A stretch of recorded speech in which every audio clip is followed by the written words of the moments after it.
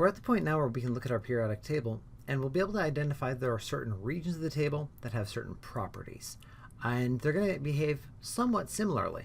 And that's going to be related to how they were built up in the first place.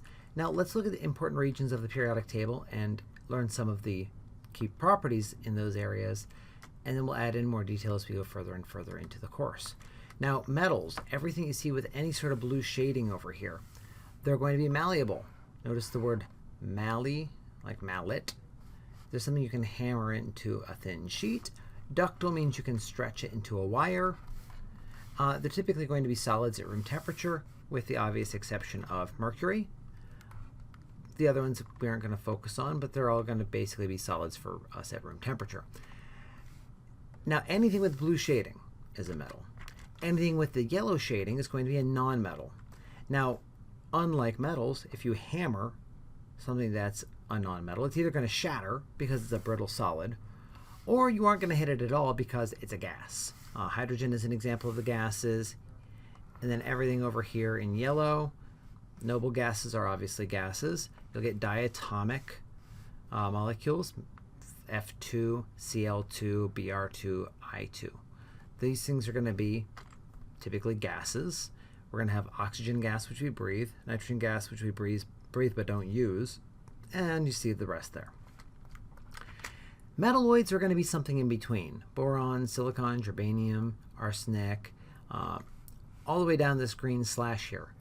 Now, silicon can obviously conduct electricity. You're watching this electronically right now on a silicon-based device. But it can also conduct the electricity despite the fact that it's a brittle solid. It's got some properties of a metal, some properties of a non-metal, and they're going to be sitting right along this dividing line. We'll see exactly why a little bit later, why they actually are able to act as both a metal and as a solid non-metal. Now your alkali metals and alkaline earth metals, these are reactive. That's these two columns out of the metals. They are still metals, but if you put some lithium into water, it's going to explode. If you put a chunk of sodium, solid metal, into water, it's also going to explode. Calcium metal, going to explode. There's kind of a little bit of a trend there, right? These things tend to explode when you put them into water. We'll find out exactly why later, but make sure that you learn that the alkali metals and the alkaline earth metals, group 1 and group 2, are both very reactive. Our halogens in group 7 are also going to be very reactive. In this chapter's material, we'll find out exactly why groups 1 and 2 and group 7 are also reactive. Now our noble gases are the exact opposite. Noble gases are right here in 8A.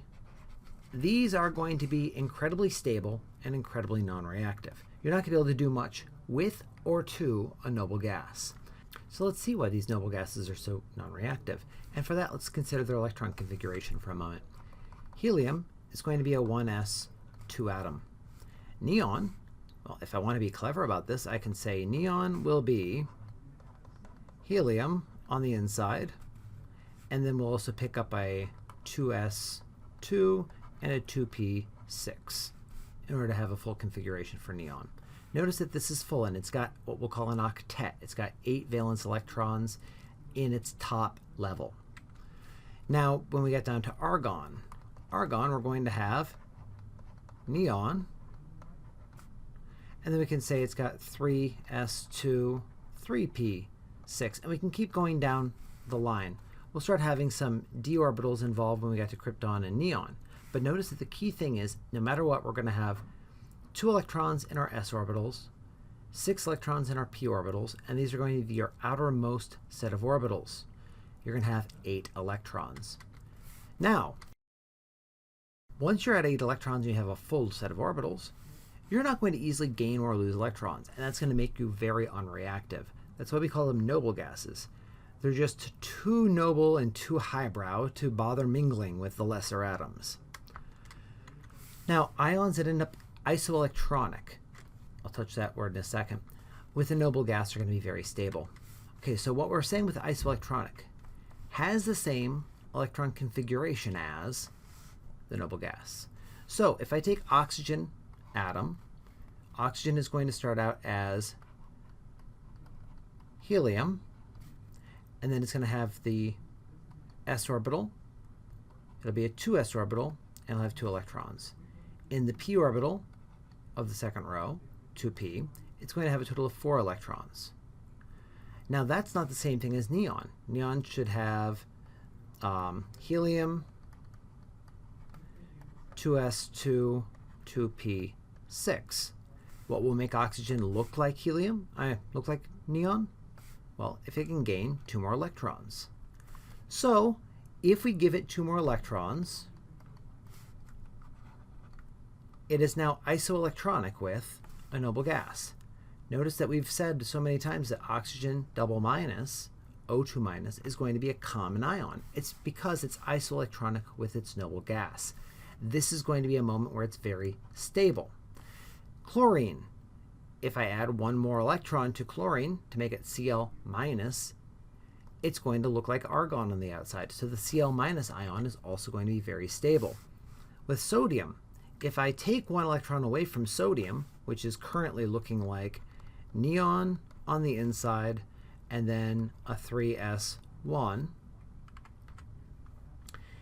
take 1 electron away from that to make it into Na+, it's isoelectronic with the noble gas. Or I guess I could have left that written as 3s0 if I would rather. And we'll do that sometimes if we're communicating that yes, there was something there, yes, we are paying attention to this, no, there's not currently an electron in it. So these are going to be things that are isoelectronic with noble gases. They're all going to be really, really stable. Now, that means that we can predict some important monatomic ions. Monatomic as in monoatomic, 1 atom. Everything that can gain 1 electron to look like a noble gas can exist as a single minus ion. Now wait a second here. Why do I have hydrogen listed twice? Well, hydrogen starts out as 1s1.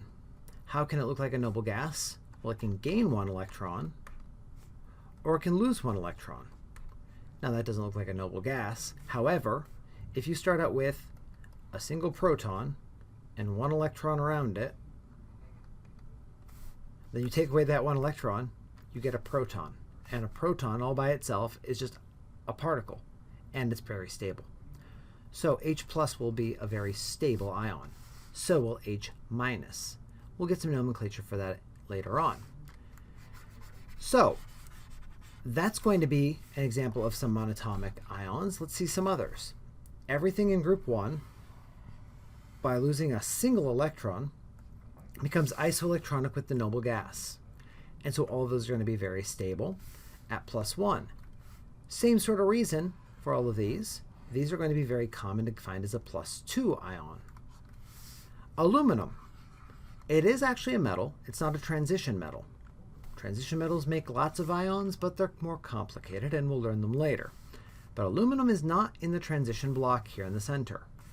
If we lose those p orbitals, electrons, and we lose the s orbital electrons, it will be isoelectronic with a noble gas and very stable. If we gain 3 electrons for nitrogen, looks like the noble gas. Gain 2 electrons for this column, looks like noble gas. Gain 1, they all look like noble gases. So that's how we can predict when we're going to have monatomic ions. So metals will take plus charges.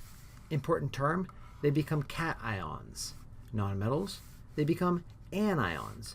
Now, as a mnemonic to help you remember which one cations are, it's got a plus sign, and it looks almost like it's a cat poking its head up. See the ears right there?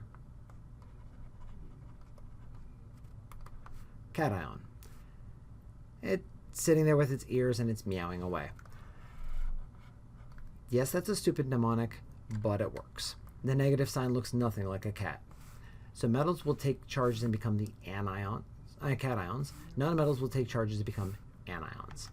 Cations, for the names there, we're going to name them after the element, and there's nothing fancy about it. It's lithium ion, sodium ion, magnesium ion, calcium ion, potassium ion, aluminum ion. That's all there is to it. Now for these anions, well, all we do it's got a minus sign on it and it's monatomic, we give it an IDE ending. You've heard of fluoride treatment. With a fluoride treatment, you're putting F- into your body. Not into your grade, I hope. You're going to get Cl- for chloride. Table salt is sodium chloride. It's going to be one of the sodium ions and one of the chloride ions. And the rest of the trend persists. We can have oxide, sulfide, nitride, iodide, bromide. All of these things will just have the IDE ending. We'll do lots more with nomenclature later on.